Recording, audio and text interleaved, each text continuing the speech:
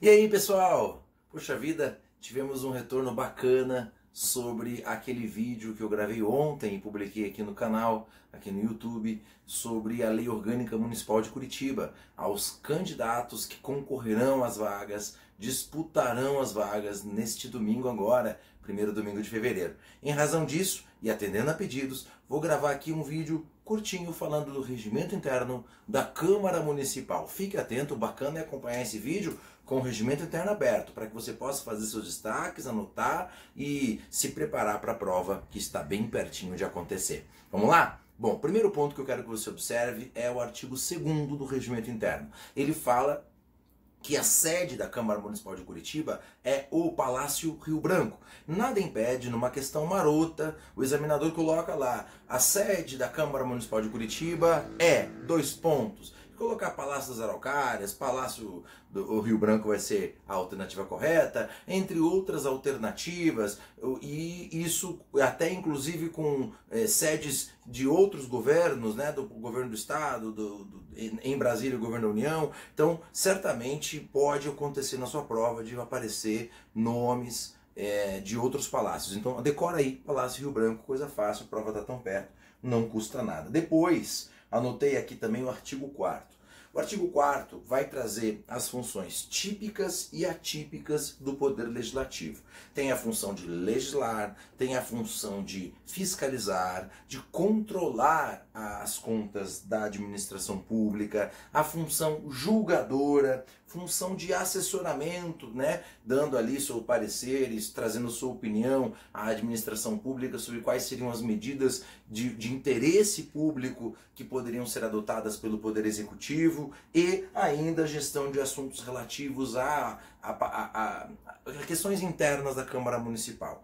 O que eu digo para você aqui do artigo 4º? Uma questão de concurso pode ser daquelas assim, sabe? Quando relacione a coluna da esquerda com a coluna da direita e aparece lá, função fiscalizadora, e aí depois a definição da função fiscalizadora, função julgadora e a sua definição. Um embaralhamento de umas 4 funções, aí você tem nesse artigo 6 inciso, artigo 4º, tem 6 incisos, que na verdade são 5 funções, né? Porque o último, meio que o artigo é meio mal redigido ali, não é exatamente uma função. De qualquer maneira, memorize, presta atenção nesse artigo 4º, as definições de cada uma das funções, para que você consiga eventualmente correlacionar a coluna de um lado com a coluna do outro. Também pode cair como alternativas de múltipla escolha. Pode aparecer lá, função legislativa, vírgula, mas trazer a definição da função julgadora, função julgadora, vírgula, e aí continuar a alternativa com a função legislativa, e assim 4 alternativas e uma apenas copiando e colando a correta redação de um dos incisos do artigo 4º. Então é uma aposta que eu faço para a sua prova de domingo. Veja, faltas e licenças. O artigo 18 do regimento interno vai trazer as 3 modalidades de afastamentos que o vereador pode ter, as suas licenças. Vão estar lá, função por doença, por tratamento de interesse particular. Deixa eu silenciar aqui o meu WhatsApp que não para de tocar, maravilha. Portanto, por doença, por tratamento de interesse particular, assuntos de interesse particular, e licença gestante. Especificamente, quanto às vereadoras gestantes, a licença é de 120 dias.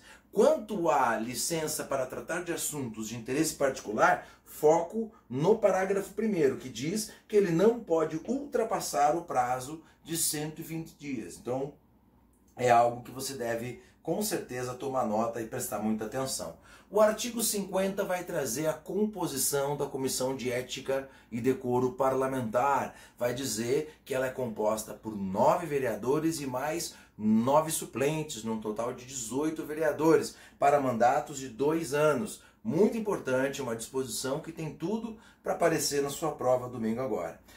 Destaquei também o artigo 85. Da mesma maneira, o examinador pode trazer coluna da esquerda com coluna da direita. E aí você terá que fazer uma correspondência, porque lá no artigo 85 você tem as definições de sessão ordinária, sessão extraordinária, sessão preparatória e a sessão solene, né, que tem lá no artigo, parágrafo 4º. Então são 4 sessões, cada parágrafo, primeiro, segundo, terceiro e quarto, vai trazer as definições dela, e depois uma prova pode muito bem estabelecer ali coluna da esquerda, coluna da direita e fazer correspondência. Outra coisa também é que pode aparecer do mesmo jeito que eu expliquei o artigo 4º. Vem lá dizer, a sessão ordinária é aquela segundo a qual aí traz a definição da sessão preparatória. A sessão solene é aquela segundo nos termos do regimento interno, e aparece a definição da sessão extraordinária. Então, também eu considero um artigo muito importante para você estudar. Dentro do anexo do regimento interno, você já deve ter visto, se você está estudando há algum tempinho já, o Código de Ética e Decoro Parlamentar dos vereadores. E aí, nele, eu destaco o artigo 6º. O artigo 6º vai trazer as 4 modalidades de punição aplicáveis ao vereador. São elas a censura, a suspensão de prerrogativas, a suspensão do próprio mandato e a perda do mandato. Eu considero fundamental você estudar essa ponte que inicia no artigo 6º, mas vai dar continuidade mais para frente. Por exemplo, ali no artigo 13 aparece quem que aplica a censura. A censura é uma espécie de advertência, tá? Então, até fique atento a isso. Sua prova pode colocar ali, são modalidades de punição aplicáveis aos vereadores nos termos do regimento interno e do Código de Ética e Decoro Parlamentar, exceto...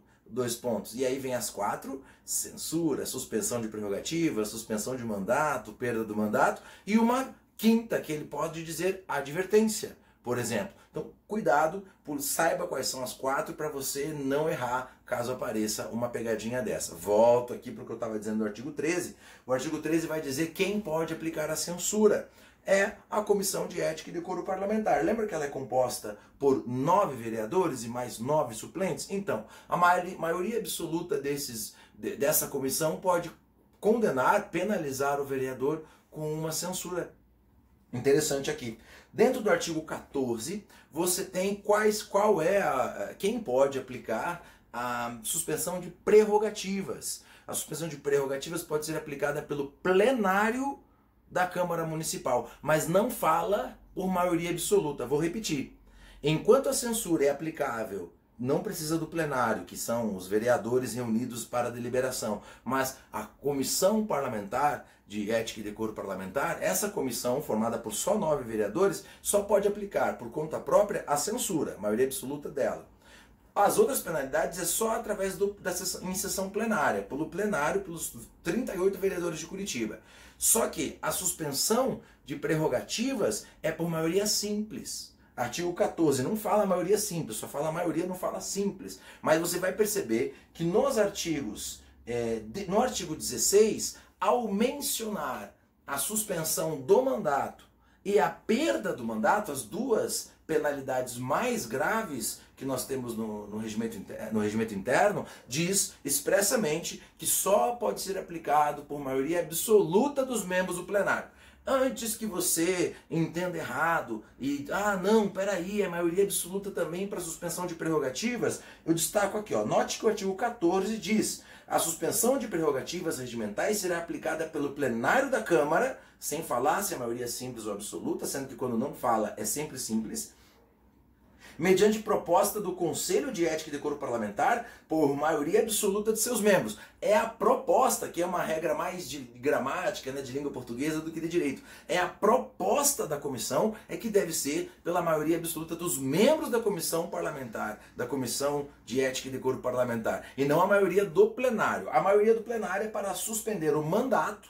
E aí está muito claro no artigo 16, suspender o mandato de 30 a 180 dias, uma baita de uma questão de concurso, ou a perda do mandato. No regimento interno, veja, você vai perceber, esse vídeo está mais curtinho do que o anterior, é porque muito do que está dito nele já foi dito ontem na lei orgânica, ele se repete bastante. Processo legislativo, formas de emenda à lei orgânica municipal, composição da mesa da Câmara Municipal de Vereadores, ou seja, há uma série de disposições que quando você estuda na lei orgânica, você estudou. Aí quando você vai ver o regimento interno, tem de novo. Eu não estou dizendo que esses temas não são importantes. Aliás, ao contrário, os que se repetem nas duas normas são mais importantes ainda. Só que não faz sentido eu falar de novo. Está lá no vídeo já. Joia? Espero que você tenha gostado, compartilhe com quem você quiser. Boa prova, bons estudos. Para quem é meu aluno no curso Solução, a gente se encontra no sábado. Para quem eu não encontrar, desejo a todos uma ótima prova, boa sorte,